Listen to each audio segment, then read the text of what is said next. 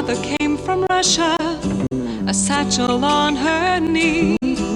My grandfather had his father's cap he brought from Italy.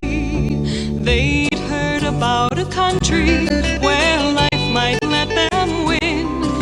They paid the fare to America and there they melted in.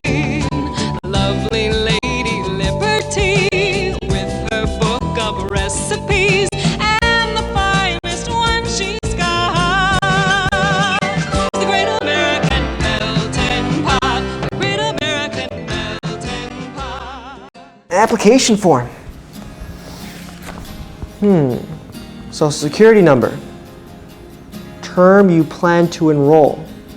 All right. Name. Residence address. I've got this. Mailing address. Telephone number. Email address. Gender. Race. Oh no. American Indian, Alaskan Native. Black, non-Hispanic. Cape Verdean. Wow. Asian, Pacific Islander. Hispanic, Latino. White, non-Hispanic.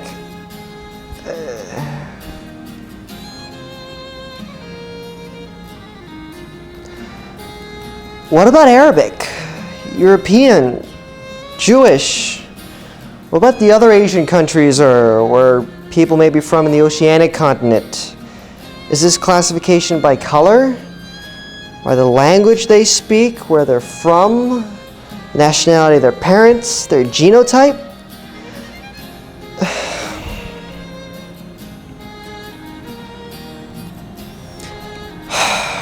Wow! I think I need to mark more than one box. I have got to think about this.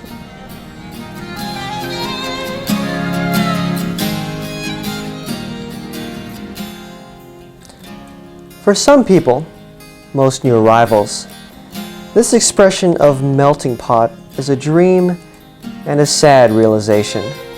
No matter how hard they try, they will never sound like native English speakers, even if they wanted to.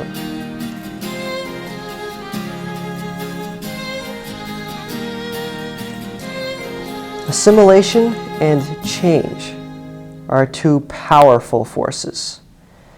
People wanted to become comfortable with the language, but they also wanted to maintain customs and memories from the country where they were from originally.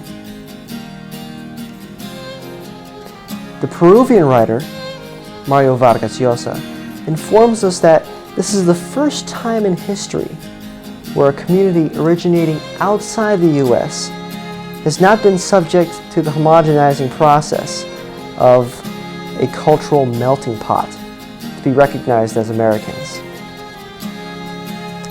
In America, you get to write the script of your own life. Dinesh D'Souza suggested in his book, What's So Great About America? He is a foreigner who has fallen in love with the ideals of this country. Here, you can determine the direction of your life, he argues, not your sex, caste, tribe, or birth order.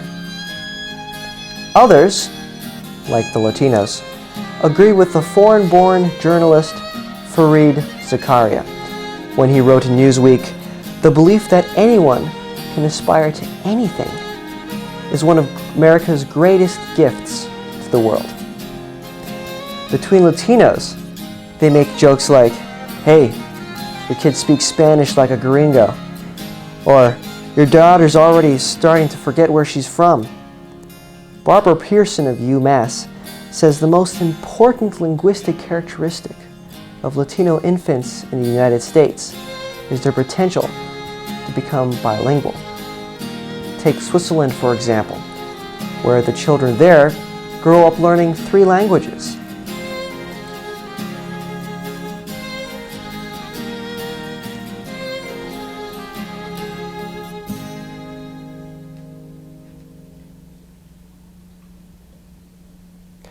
The most important issues to everyday immigrants are education and the economy. There are, of course, other concerns like immigration, social violence, medical insurance, but nothing takes the place of a good job or good schooling for their children. The United States continues to be a land of immigrants. In 2000, 56 million people in the U.S., about 20% of the population, were either immigrants or first-generation Americans. This is a huge increase from the 1970 figure of 34 million.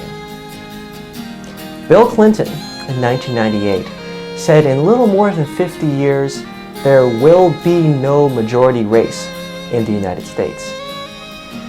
There is no other nation in history that has gone through democratic change of this magnitude in such a short period of time.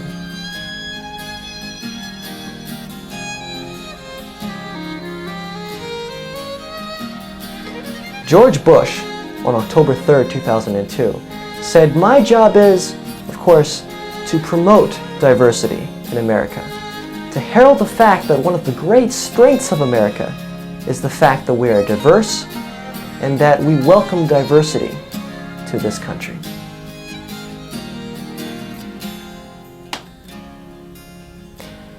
The question is, who is changing whom? The real issue is trying to balance both desires inherent in cultural change.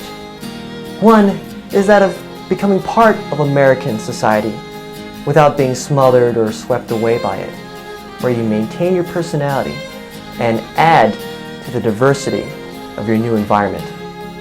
The other is to fade away into anonymity in the name of the, after all, non-existent melting pot of America.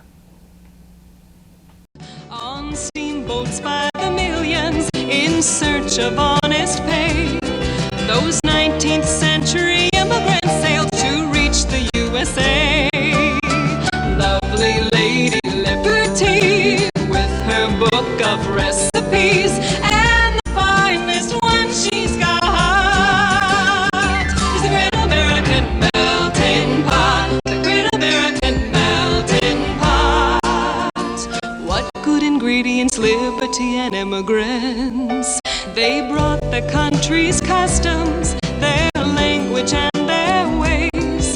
They filled the factories to the soil, helped build the USA.